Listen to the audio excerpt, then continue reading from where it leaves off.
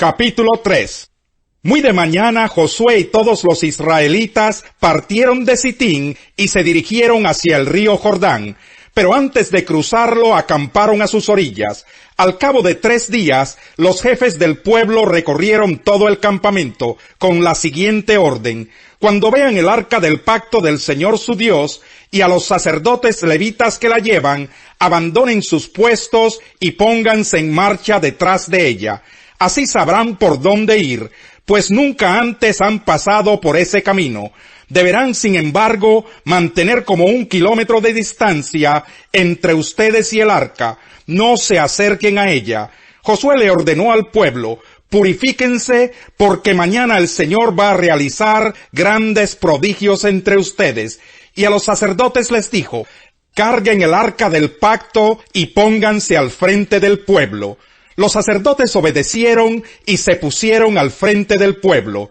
Luego el Señor le dijo a Josué: este día comenzaré a engrandecerte ante el pueblo de Israel. Así sabrán que estoy contigo como estuve con Moisés. Dales la siguiente orden a los sacerdotes que llevan el arca del pacto: cuando lleguen a la orilla del Jordán, deténganse. Entonces Josué les dijo a los israelitas: acérquense y escuchen lo que Dios el Señor tiene que decirles. Y añadió: ahora sabrán que el Dios viviente está en medio de ustedes, y que de seguro expulsará a los cananeos, los hititas, los heveos, los fereceos, los gergeseos, los amorreos y los jebuseos. El arca del pacto, que pertenece al soberano de toda la tierra, cruzará el Jordán al frente de ustedes. Ahora pues, elijan 12 hombres, 1 por cada tribu de Israel. Tan pronto como los sacerdotes que llevan el arca del Señor, soberano de toda la tierra, pongan pie en el Jordán, las aguas dejarán de correr y se detendrán formando un muro. Cuando el pueblo levantó el campamento para cruzar el Jordán, los sacerdotes que llevaban el arca del pacto marcharon al frente de todos. Ahora bien, las aguas del Jordán se desbordan en el tiempo de la cosecha. A pesar de eso, tan pronto como los pies de los sacerdotes que portaban el arca tocaron las aguas, éstas dejaron de fluir y formaron un muro que se veía a la distancia más o menos a la altura del pueblo de Adán, junto a la fortaleza de Zaretán. A la vez, dejaron de correr las aguas que fluían en el mar del Arabá, es decir, el mar muerto, y así el pueblo pudo cruzar hasta quedar frente a Jericó. Por su parte, los sacerdotes que portaban el arca del pacto del Señor permanecieron de pie en terreno seco en medio del Jordán, mientras todo el pueblo de Israel terminaba de cruzar el río por el cauce totalmente seco. Capítulo 4. Cuando todo el pueblo terminó de cruzar el río Jordán, el Señor le dijo a Josué: elijan un hombre de cada una de las 12 tribus de Israel, y ordénenles que tomen 12 piedras del cauce, exactamente del lugar donde los sacerdotes permanecieron de pie. Díganles que las coloquen en el lugar donde hoy pasarán la noche. Entonces Josué reunió a los 12 hombres que había escogido de las 12 tribus, y les dijo: vayan al centro del cauce del río, hasta donde está el arca del Señor su Dios, y cada uno cargue al hombro una piedra. Serán 12 piedras, 1 por cada tribu de Israel, y servirán como señal entre ustedes. En el futuro, cuando sus hijos les pregunten: ¿por qué están estas piedras aquí?, ustedes les responderán: el día en que el arca del pacto del Señor cruzó el Jordán, las aguas del río se dividieron frente a ella. Para nosotros los israelitas, estas piedras que están aquí son un recuerdo permanente de aquella gran hazaña. Los israelitas hicieron lo que Josué les ordenó, según las instrucciones del Señor. Tomaron las piedras del cauce del Jordán, conforme al número de las tribus, las llevaron hasta el campamento y las colocaron allí. Además, Josué colocó 12 piedras en el cauce del río, donde se detuvieron los sacerdotes que llevaban el arca del pacto. Esas piedras siguen allí hasta el día de hoy. Los sacerdotes que llevaban el arca permanecieron en medio del cauce hasta que los israelitas hicieron todo lo que el Señor le había ordenado a Josué. Todo se hizo según las instrucciones que Josué había recibido de Moisés. El pueblo se apresuró a cruzar el río, y cuando todos lo habían hecho, el arca del Señor y los sacerdotes cruzaron también en presencia del pueblo.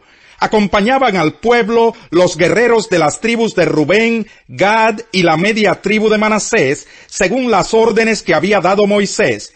Unos 40,000 guerreros armados desfilaron en presencia del Señor y se dirigieron a la planicie de Jericó, listos para la guerra. Aquel mismo día, el Señor engrandeció a Josué ante todo Israel. El pueblo admiró a Josué todos los días de su vida, como lo había hecho con Moisés. Luego el Señor le dijo a Josué: ordénales a los sacerdotes portadores del arca del pacto que salgan del Jordán. Josué les ordenó a los sacerdotes que salieran, y así lo hicieron, portando el arca del pacto. Tan pronto como sus pies tocaron tierra firme, las aguas del río regresaron a su lugar, y se desbordaron como de costumbre. Así el día 10 del mes primero, el pueblo de Israel cruzó el Jordán y acampó en Gilgal, al este de Jericó. Entonces Josué erigió allí las piedras que había tomado del cauce del Jordán, y se dirigió a los israelitas. En el futuro, cuando sus hijos les pregunten: ¿por qué están estas piedras aquí?, ustedes les responderán: porque el pueblo de Israel cruzó el río Jordán en seco. El Señor Dios de ustedes hizo lo mismo que había hecho con el Mar Rojo, cuando lo mantuvo seco hasta que todos nosotros cruzamos.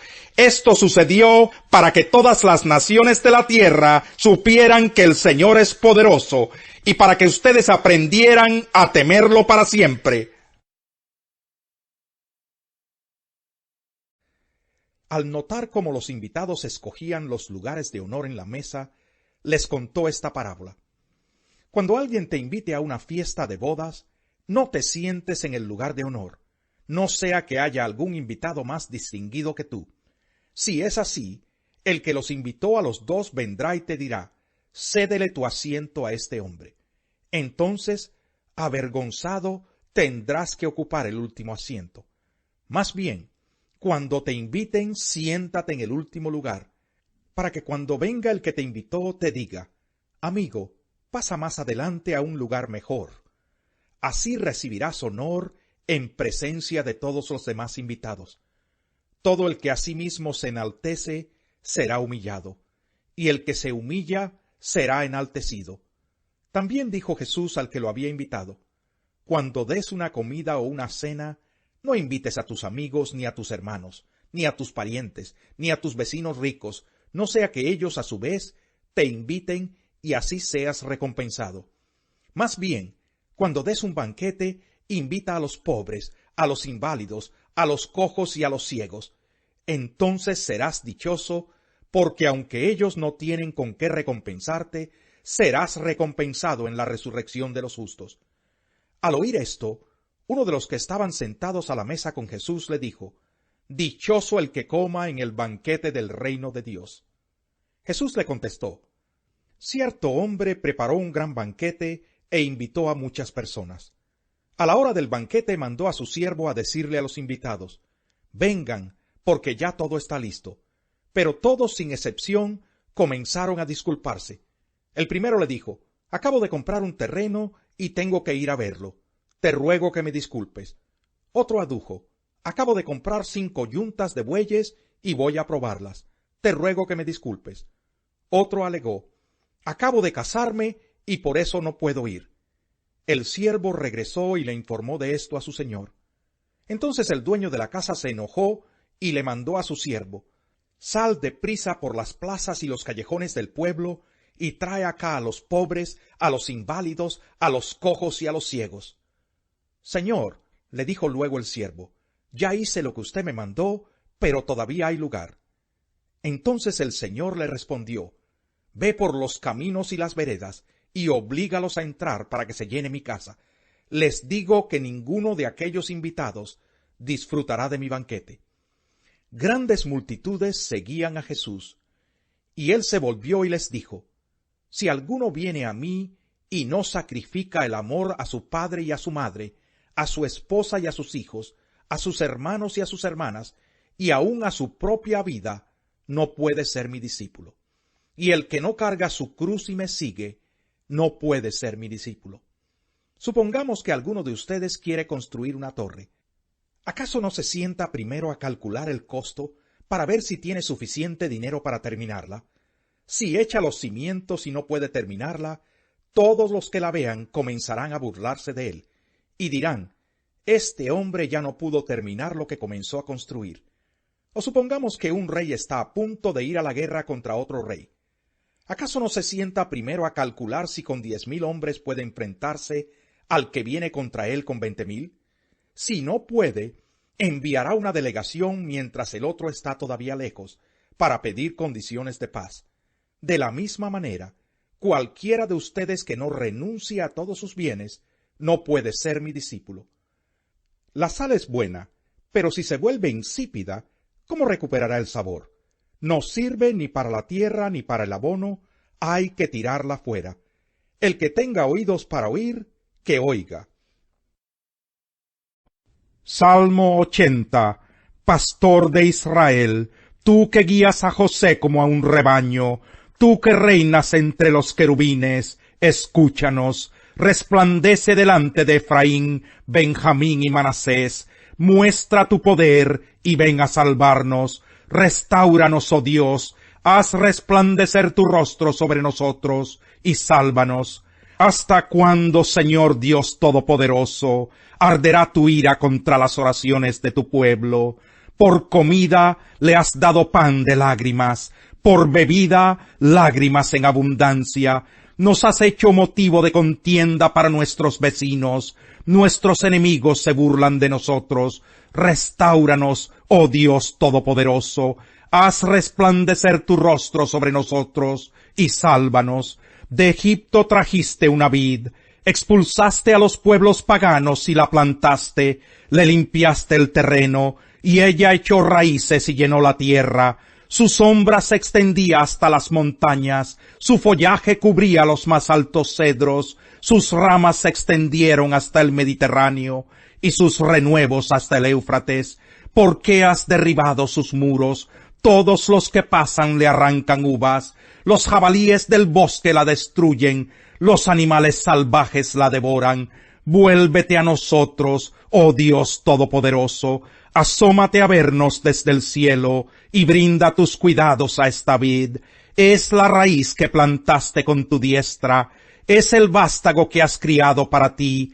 Tu vid está derribada, quemada por el fuego, a tu reprensión perece tu pueblo. Bríndale tu apoyo al hombre de tu diestra, al ser humano que para ti has criado. Nosotros no nos apartaremos de ti. Reavívanos e invocaremos tu nombre. Restáuranos, Señor Dios Todopoderoso. Haz resplandecer tu rostro sobre nosotros y sálvanos. El perezoso no atrapa presa, pero el diligente ya posee una gran riqueza. En el camino de la justicia se halla la vida, por ese camino se evita la muerte.